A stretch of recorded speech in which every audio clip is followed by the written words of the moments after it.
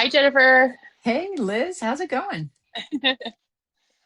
We are doing okay over here in Colorado. How are you? Hot. Florida is definitely, I think we were at 100 degrees today with it feels like 114. So we're hot. Oh my goodness. Yeah, same over Yeah. here. It did cool down Mhm. a tiny bit, but the last few days have been over 100, so we get it over Oh here my too. goodness. But you're going to have change of scenery soon. You're going to have fall. I know, I'm so excited. Yes. The prediction is very soon, like end of September, that we'll start feeling it. So I'm so excited. Can't Very wait to see cool. some leaves change. It won't be like Tennessee by any means, but I'm still very excited to Good. see Good. it. Awesome. Everything else going well in your world? Yeah, my daughter just started pre-K this week, Oh my so gosh. my Mhm. little mama heart is very happy for her. She's 2 days in and very excited. Good. So it's Good. been fun to see all my friends' kids go back to school on Facebook, and I one of the have. main reasons why I love social media. Yes, that's about the only time. I have 4 out of 5 of my grandchildren are going to be in. They all are in school now. So, yes, I Aw. have one left that's home with her mama and soaking it up. But the rest of them are in school now. So it's crazy, absolutely crazy. My son sent me a picture today and he was like, "Mom, how can this be?" And I was like, "You're talking to me. You're no way." No way. So, yeah, it happens fast. Oh, So, hang on to those days. Enjoy them. oh, for sure. Yeah, So, definitely. I think we're going to do this month kind of like we did last month, except this time you get to hear from me. So we just wanted to let you guys know what's going on. We've tried it differently. We have some things in the works, and hopefully they all pan out. I was able to get the first chapter of the workbook done, and I'm working on the second chapter. Woohoo! Um, I know, right? I'm so excited about it. So, and then I think Liz has got a few things that she's been working on. And so we'll see where I think she's made a new friend. I'm very happy about that. And we'll Yeah, see I where it have. goes. Yes, good. You want to tell us a Yeah, little bit about it? Just give us a little sneak peek. sure. So we've been just trying to talk to different widows and widowers about wanting to share their experience, things that they've learned. And I know we kind of shared that last podcast, but we have something in the works with someone I contacted. So we're just praying and hoping that it all works out. And as soon as we have more details on that, we will be happy to share. And Excellent. then also, I have been using TikTok of all places as an outlet to kind of show our podcast, my grief, just my journey in general. And I found a friend on there. Our stories are very similar, um, and young kids and all of that. So it's just been good for my soul to kind of have somebody to talk to that is Hmm. understanding, and I hope that I've been a little bit of a help to her too. Yeah, she's been wonderful. I actually found her because of the TikTok she's been making. Um and I it was kind of a kismet God thing because I know I've told you this before, but before Tim had passed away, I had blocked all of these like grief Hmm. widow content on my TikTok because it kept popping up a lot, and it was like literally freaking me out, to be honest with Hmm. you. And so I Yeah. blocked a bunch of hashtags and code words, and one of them being grief, one of them being widow, young widow, things like that.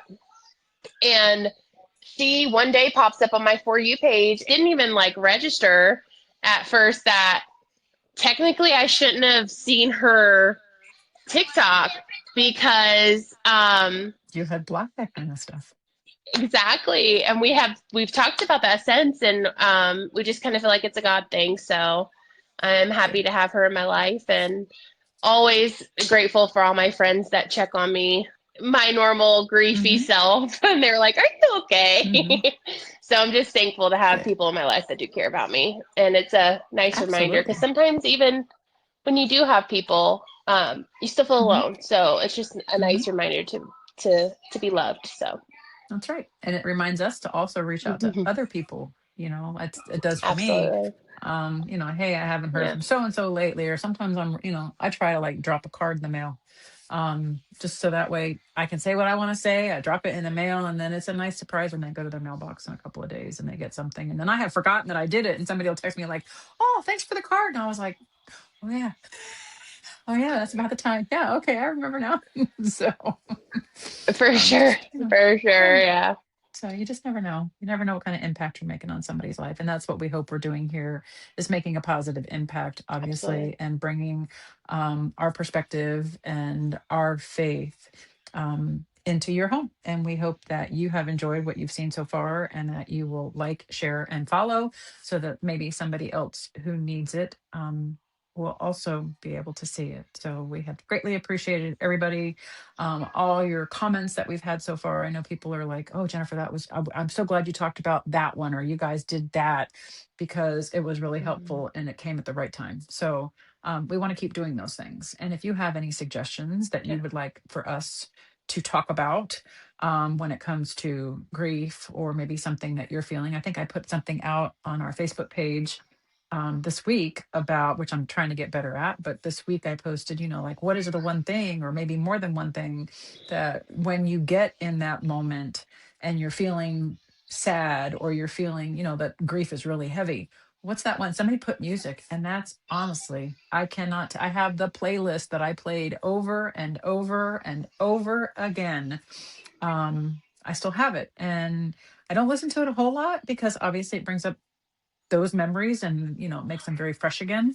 But that playlist got me through probably the first 3 months after Larry passed, and I just put those songs, and I didn't like go looking for them. I would just hear a song and be like, okay, I want to add that one to the playlist. Okay, I want to add that one, and it just became, it helped. So music is a great thing. And having Yeah. that shoulder, like, obviously God putting Denise and I together, and being able to understand each other and go places and do things together. And if it was one of those like, hey, I really don't feel like doing this today, there was like no pressure.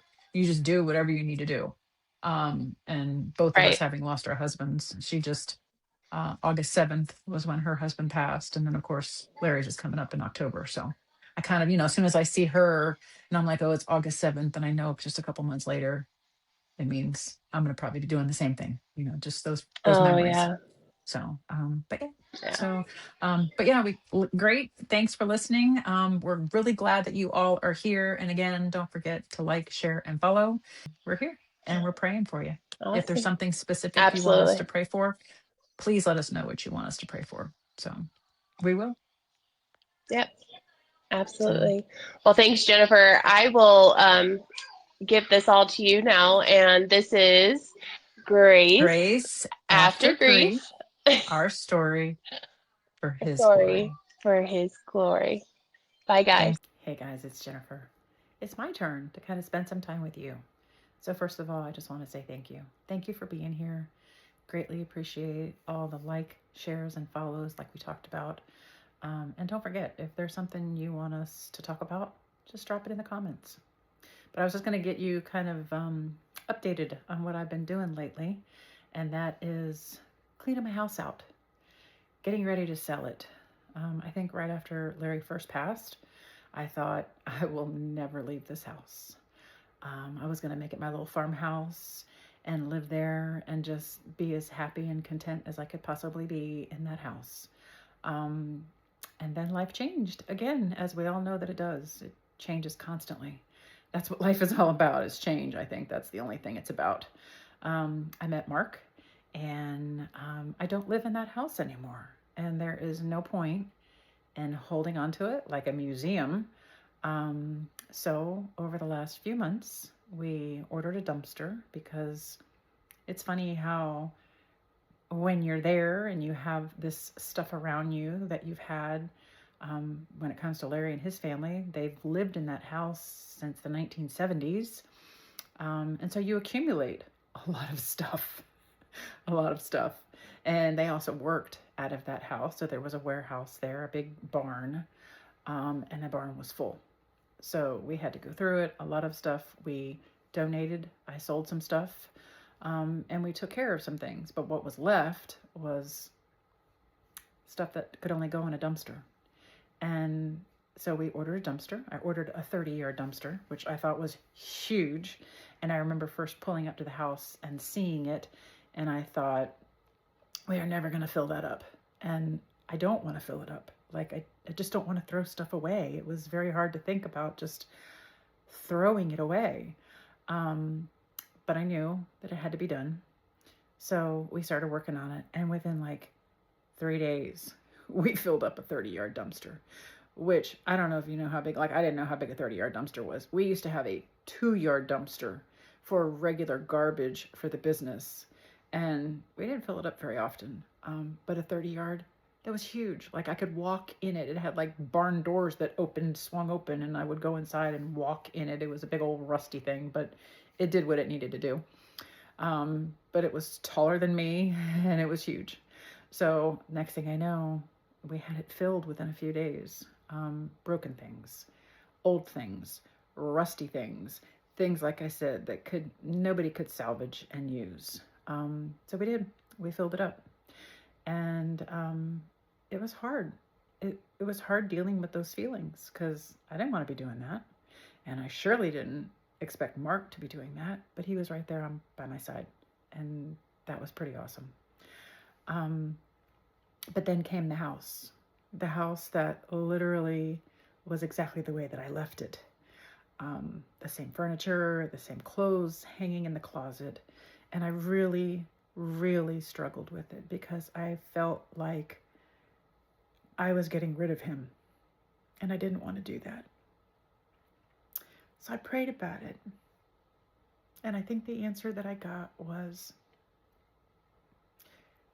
no one can take my memories or my love.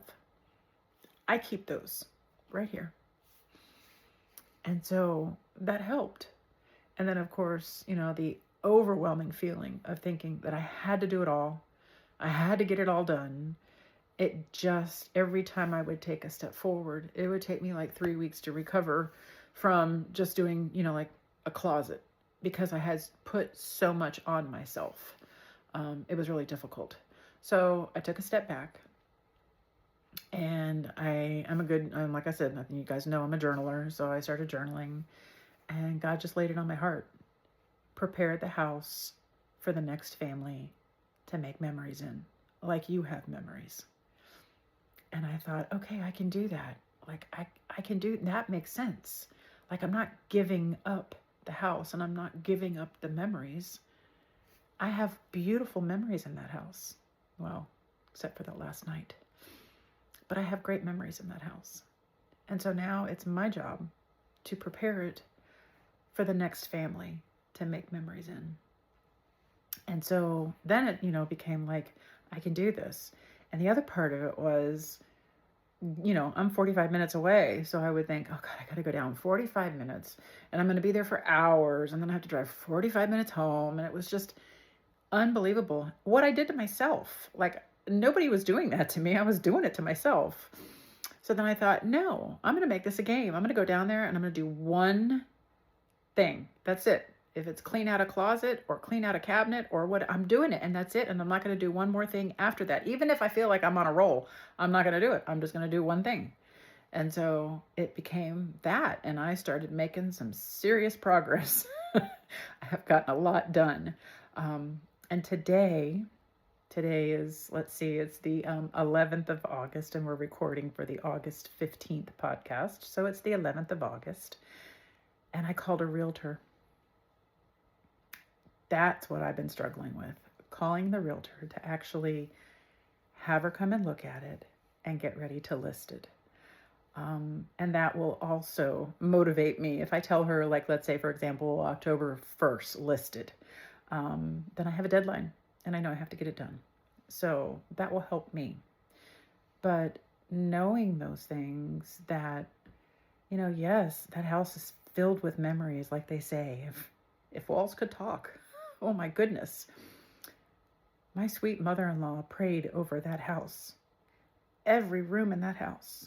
She prayed over her family. She prayed over that house.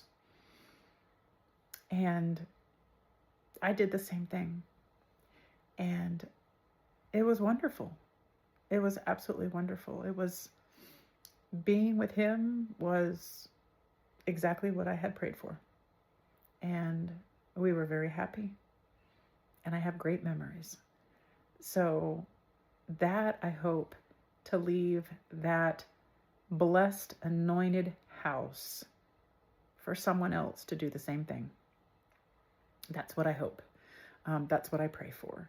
So we'll see what happens, and I'll keep you posted how listing it and then showing it and all of the things that come.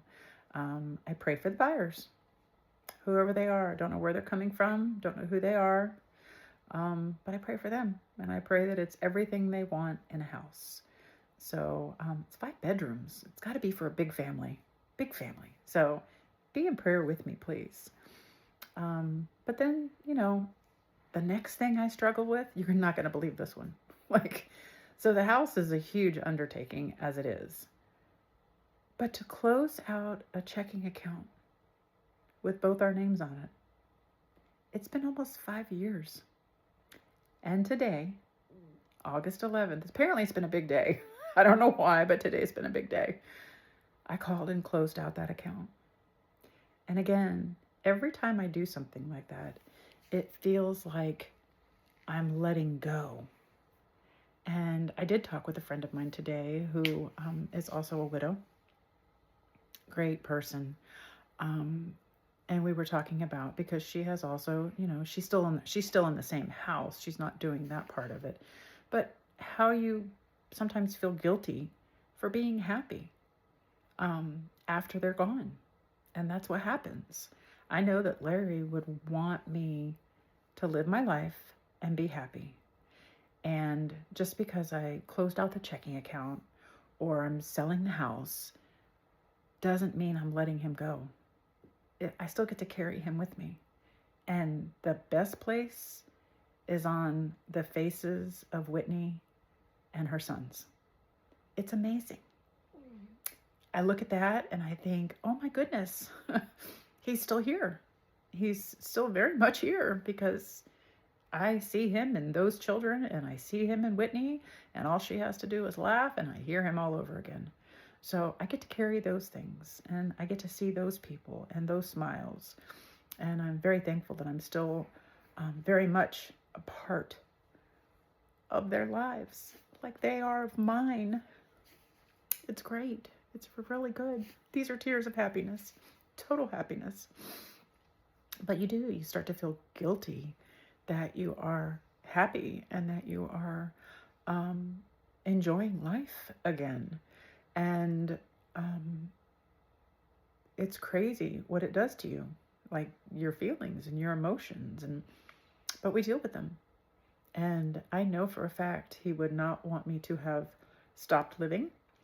I'm also pretty certain he sent Mark my way, because again, the love that I prayed for, it's right here, and it's pretty awesome.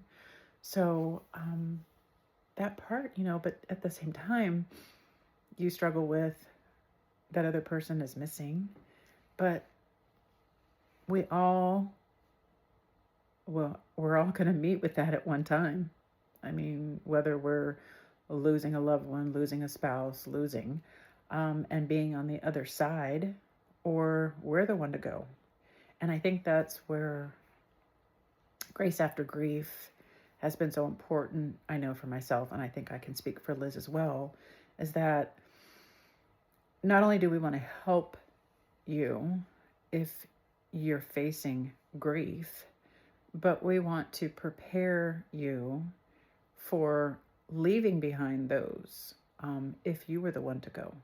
And so that's what's really been on our heart. And it's just helping people, getting our story out. We don't want you to feel like you're ever alone in grief or in life in general.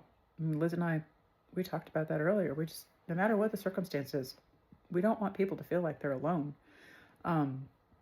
So reach out to friends that you haven't heard from in a while. Doesn't take anything now with technology. Send them a text. Hey, how's it going? You might not hear anything back for a little while, but that's okay. Eventually, especially if you're like my youngest son, might be 3 to 5 business days.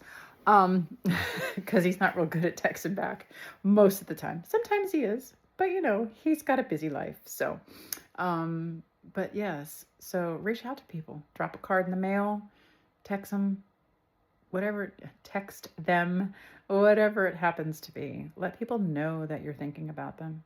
You don't know what they could be going through at that moment, and they get your text and they're like, oh my gosh, that's fantastic. I connected with somebody just the other day that I have not heard from in forever. I reached out, asked a question, and the next thing you know, we plan to have dinner next week. And so I'm really looking forward to reconnecting with a girlfriend of mine that I have not spoke to in quite a while. She is actually the reason that Louie's here. She was the labor and delivery nurse that saved him the day that he was born. And that's a whole nother thing we can talk about at a different podcast. But yes, so just reach out to people. You are not alone in your feelings, and we're here. Well, we want to pray for you. We want to connect with you, and we would love it if you know somebody that could use this podcast. Share it with them. So let us know what we're doing. Let us know what you want to hear from us. But just know that we're walking through it too. It just because I'm sorry, we've heard it several times. Grief has no expiration date.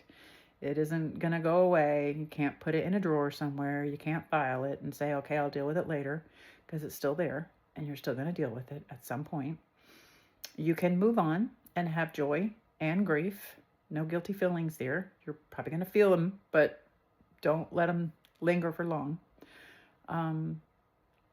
And know that if you have lost someone like that, spouse, child, parent, loved one of any kind, you have lived through probably the toughest days. And if you can do that, you can pack up a house. You can start over again. You can take the first step.